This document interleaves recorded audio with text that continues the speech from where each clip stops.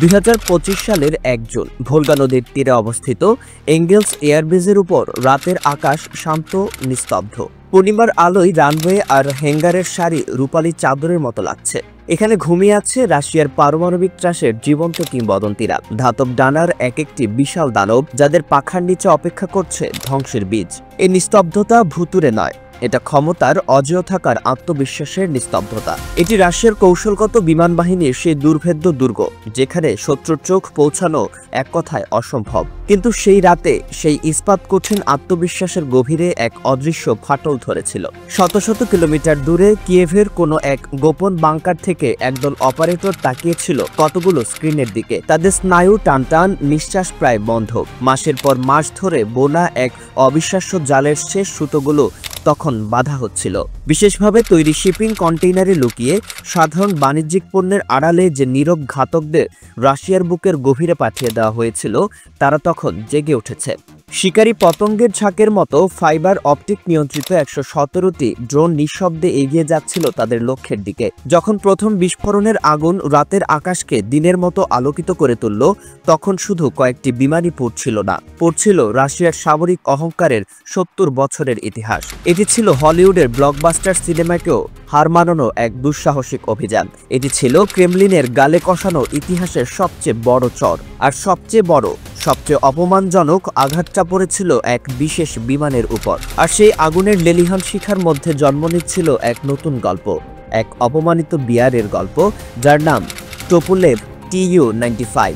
অনেকেই ভাবতে পারেন Tu-95 তো সেকেলে প্রায় ৭০ বছরের পুরনো এক বিমান, ঠান্ডা যুদ্ধের এক মরিচা পড়া স্মৃতিচিহ্ন। কিন্তু বাস্তবতা তার চেয়েও জটিল এবং ভয়ঙ্কর। এই বোমারু বিমানটির জন্ম হয়েছিল ঠান্ডা যুদ্ধের সেই অন্ধকার যুগে, যখন পৃথিবী পারমাণবিক ধ্বংসের ভয়ে কাঁপত। এই বোমারু বিমানটির জন্ম হয়েছিল ঠান্ডা যুদ্ধের সেই অন্ধকার যুগে, যখন পৃথিবী পারমাণবিক ধ্বংসের ভয়ে কাঁপাত। এর শিকড় লুকিয়ে আছে পরাজিত নাৎসি জার্মানির প্রযুক্তিগত জ্ঞানের গভীরে। এটি সম্ভবত ইতিহাসের সবচেয়ে বেশি ছবি তোলা সামরিক বিমান, কারণ আমেরিকার তৃতীয়, চতুর্থ, এমনকি পঞ্চম প্রজন্মের সেরা ফাইটার জেটগুলোর সঙ্গে যুগের পর যুগ ধরে আকাশে তার মুখোমুখি দেখা হয়েছে। আটলান্টিকের হিমশীতল আকাশ থেকে শুরু করে প্রশান্ত মহাসাগরের বিস্তৃত নীলিমায় Tu-95 ছিল এক নিয়মিত আগন্তুক, যাকে তাড়া করে ছবি তোলা ছিল পশ্চিমা পাইলটদের জন্য এক রুটিন দায়িত্ব। কিন্তু প্রশ্ন হলো, রাশিয়া কেন এখনও এই প্রায় মিউজিয়াম সামগ্রী বিমানটি ব্যবহার করে? এর হুমকি ঠিক কতটা মারাত্মক? আর ইউক্রেন কেনই বা এতটা মরিয়া হয়ে উঠেছিল একে ধ্বংস করার জন্য?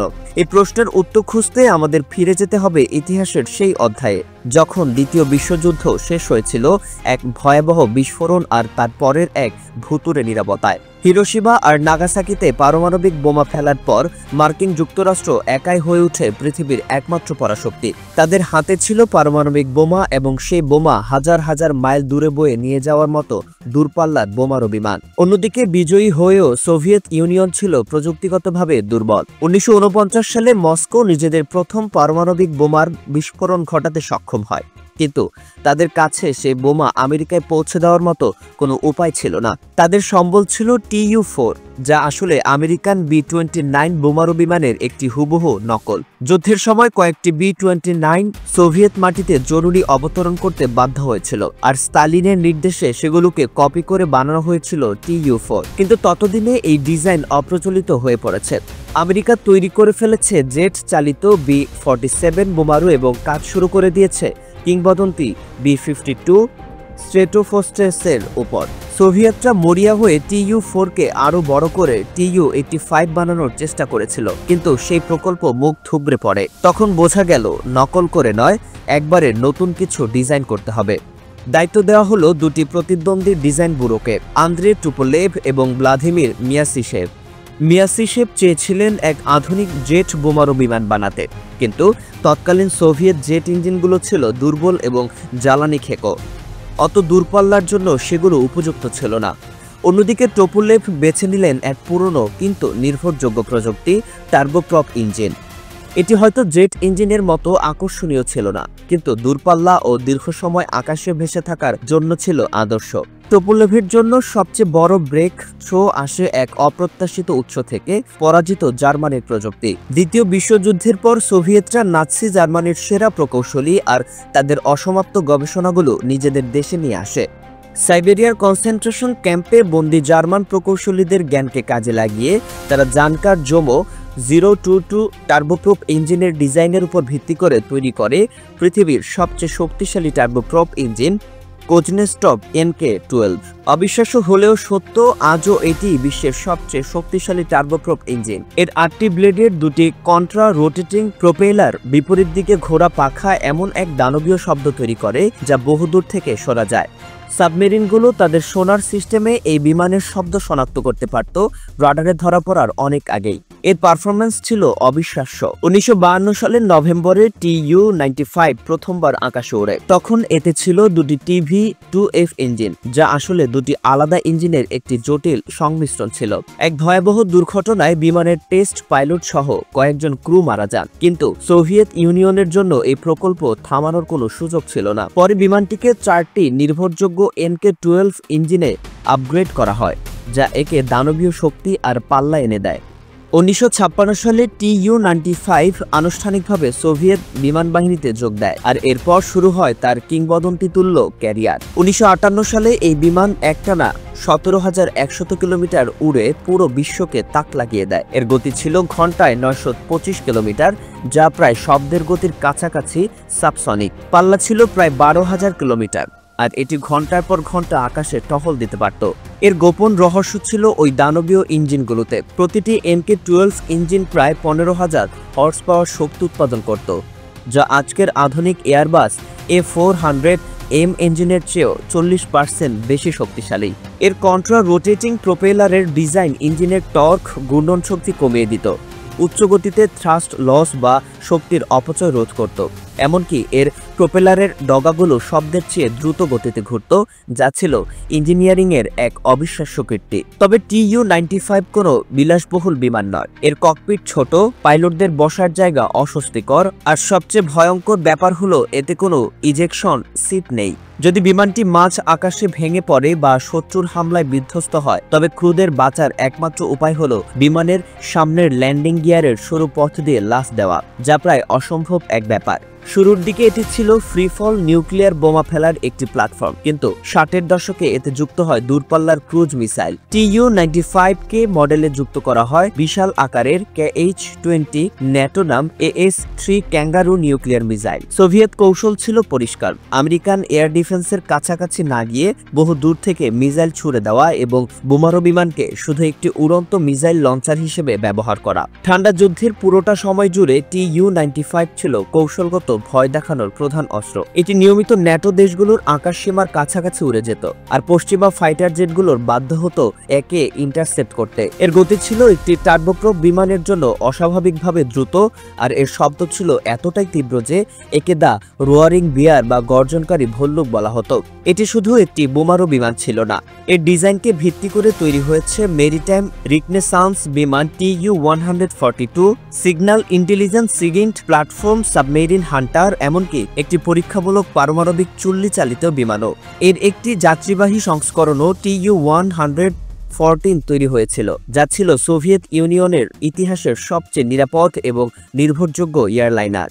সময় গড়িয়েছে, কিন্তু Tu-95 ফুরিয়ে যায়নি। 80-এর দশকে এর আধুনিকায়ন করা হয়। Tu-95 MS মডেলে যুক্ত হয় দূরপাল্লার KH-55 ক্রুজ মিসাইল, যা অনেকটা আমেরিকান টমাহক মিসাইলের মতো। পরে এতে আরও আধুনিক KH-101 এবং KH-102 nuclear stealth cruise missile যুক্ত করা হয়। এর ককপিট হয়েছে ডিজিটাল, যুক্ত হয়েছে আধুনিক ইলেকট্রনিক ওয়ারফেয়ার সিস্টেম, যা শত্রুর রাডার এবং মিসাইলকে বিভ্রান্ত করতে পারে। 2022 সালের 24 ফেব্রুয়ারি রাশিয়া যখন ইউক্রেনে পূর্ণমাত্রার হামলা শুরু করে, তখন এই ঠান্ডা যুদ্ধের ভুতুরে বিমানটি আবার আলোচনার কেন্দ্রবিন্দুতে ফিরে আসে। রাশিয়ার গভীর অভ্যন্তরের সুরক্ষিত এয়ারবেসগুলো থেকে উড়ে এই বিমানগুলো ইউক্রেনের আকাশসীমায় প্রবেশ না করেই শত শত কিলোমিটার দূর থেকে ক্রুজ মিসাইল ছুটতে শুরু করে। ইউক্রেনের শহর, বিদ্যুৎ কেন্দ্র, সামরিক ঘাঁটি এবং সাধারণ মানুষের বাড়িঘরের উপর আছড়ে পড়তে থাকে ডজন ডজন মিসাইল। প্রতিটি বড় মিসাইল হামলার পেছনেই ছিল এই TU-95। ফলে এটি ইউক্রেনের সাধারণ মানুষের কাছে এক জীবন্ত আতঙ্কের নামে পরিণত হয়। হামলার পর ইউক্রেনীয়রা 5 মিনিটের একটি ভিডিও প্রকাশ করে, যেখানে দেখা যায় তাদের ড্রোনগুলো কিভাবে TU-95 বিমানগুলোর উপর আছড়ে পড়ছে। কিছু ড্রোন প্রথম আঘাতে বিস্ফোরিত হয়নি, তাই অপারেটররা বারবার ড্রোন পাঠিয়ে নিশ্চিত করে যেন বিমানগুলো পুরোপুরি ধ্বংস হয়ে যায়। ভিডিওতে দেখা যায় কিছু বিমান অবসরপ্রাপ্ত ছিল, কিন্তু বেশ কয়েকটি বিমান ছিল মিশনের জন্য প্রস্তুত, কারণ তাদের ডানার নিচে ক্রুজ মিসাইল লাগানো ছিল। নতুন স্যাটেলাইট ছবিতে সেই ধ্বংসযজ্ঞের ভয়াবহ চিত্র ফুটে ওঠে। দুটি TU-95 বিমান পুরোপুরি পুড়ে ছাই হয়ে গেছে, যা মেরামত করা কোনোভাবেই সম্ভব নয়। আরও কয়েকটি বিমান মারাত্মকভাবে ক্ষতিগ্রস্ত। তবে সবচেয়ে বড় ধাক্কাটা ছিল মনস্তাত্ত্বিক। রাশিয়ার দূরপাল্লার কৌশলগত বিমান বাহিনী, যা এতদিন নিজেদের দুর্ভেদ্য এবং ধরাছোঁয়ার বাইরে বলে মনে করত, আজ তাদের সেই অহংকার চূর্ণ বিচূর্ণ। ইউক্রেন দেখিয়ে দিয়েছে তাদের হাত এখন রাশিয়ার গভীর অভ্যন্তর পর্যন্ত পৌঁছাতে পারে। এখনও নিশ্চিতভাবে জানা যায়নি মোট কতগুলো বিমান ধ্বংস বা ক্ষতিগ্রস্ত হয়েছে।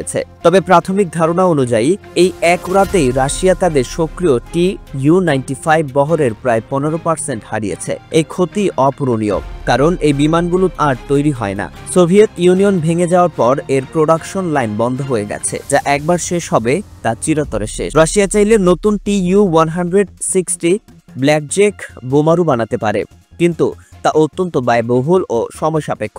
ধারণা করা হয় 2040-এর দশকে TU-95 অফশোরে যেতে পারে এবং তার জায়গা নিতে পারে নতুন প্রজন্মের স্টেলথ বোমারু PAK-DA। কিন্তু তার আগে এই পুরনো বিয়ারকেই কাজে লাগিয়ে যেতে হবে, যদিও সে আজ মারাত্মকভাবে আহত। এই হামলার রাশিয়ার দুর্বল নিরাপত্তা ব্যবস্থা, অব্যবস্থাপনা আর ইউক্রেনীয়দের বুদ্ধিমত্তা ও সাহসের এক জ্বলন্ত প্রমাণ। কেউ কেউ বলছেন ইউক্রেন এই হামলা চালিয়ে পেন্ডোরার বাক্স খুলে দিয়েছে, কারণ পুরনো স্টার্ট চুক্তি অনুযায়ী পারমাণবিক বোমারু বিমানগুলোকে খোলা আকাশের নিচে রাখতে হতো, যাতে স্যাটেলাইটের মাধ্যমে সেগুলোর উপর নজর রাখা যায়। কিন্তু নতুন চুক্তিগুলোতে সে বাধ্যবাধকতা নেই, আর রাশিয়া 2023 সালে সেই চুক্তি মানা থেকেও আংশিকভাবে সরে এসেছে। যুদ্ধ চলছে, আর আন্তর্জাতিক আইন অনুযায়ী ইউক্রেনের আত্মরক্ষার সম্পূর্ণ অধিকার আছে। যে বিমানগুলো প্রতিদিন তাদের দেশের উপর মৃত্যু আর ধ্বংস বয়ে আনছে, সেই বিমানগুলোতে হামলা চালানো সম্পূর্ণ ন্যায্য।